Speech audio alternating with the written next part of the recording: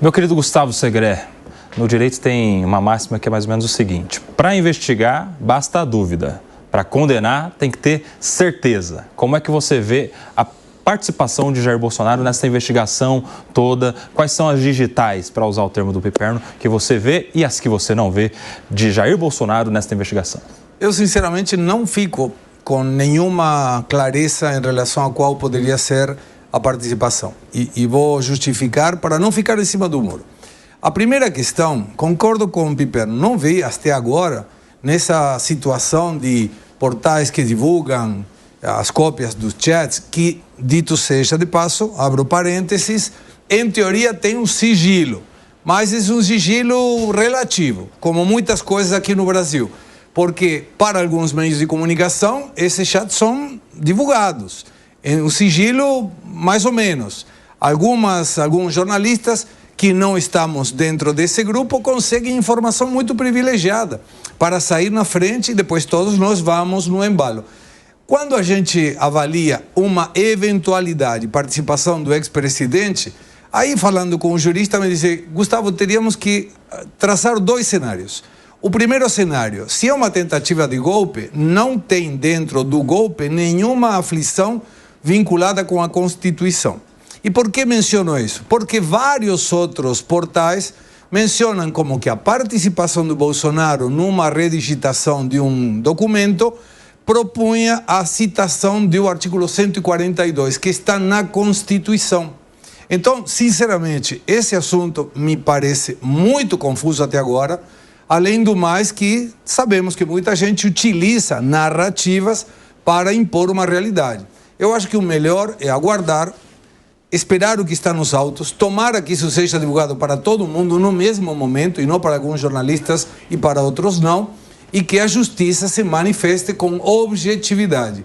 Objetividade que em algumas das coisas a gente se permite duvidar, porque já estamos partindo da premissa que estão colocando no calendário quando será julgado um processo que ainda está no indiciamento.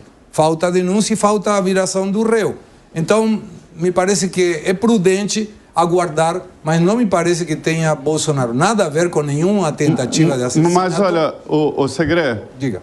Segré, isso aí é sua avaliação, não tem nenhuma programação oficial, o Supremo não colocou o calendário nem nada. Ah, mas eles falaram que vai fazer depois... Previsão, né? Para não atrapalhar o processo eleitoral?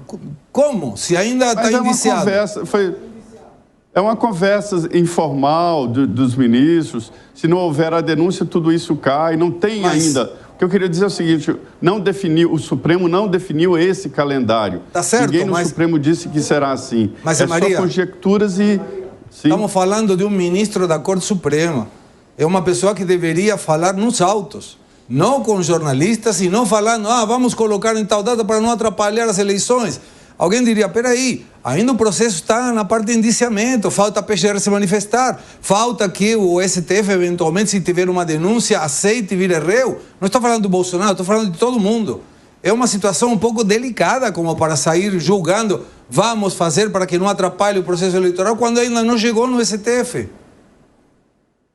Eu entendo a sua indignação, mas é um debate mesmo, porque não houve oficialização de cronograma, de envio para a primeira turma, isso tudo é avaliação de supremalistas, né? São as pessoas que trabalham no Supremo, alguma conversa informal. O Supremo está ainda na fase lá de recepção do documento, que é muito grande, vai oficializar todo o parquê, como eles chamam, né? Aí vai oficializar, mandar, que ainda vai mandar para o Ministério Público, e só depois de receber a denúncia do Ministério Público é que essas medidas vão ser tomadas. Mas, Maria, tem portais hoje que mencionam fonte de 3 ministros. Segré, só um minutinho. Agora são 16 horas e 29 minutos. Quem está na rádio vai para um breve intervalo. Por aqui, continua Gustavo Segré. Hoje li em 1 ou 2 portais que falavam, segundo 3 ministros do STF que mantêm o anonimato e alguns dos auxiliares, se tem 3 ministros falando isso, então ou esse portal é mentiroso ou tem 3 ministros falando isso. Se 3 ministros indicam que não vai ser alterada a questão eleitoral e por isso vai se adequar com isso, tem alguém, 3 ministros, que estão supondo que vai ser julgado e ainda está indiciado. Me parece que isso não dá transparência. Essa frase é supondo, é essa frase mesmo, supondo.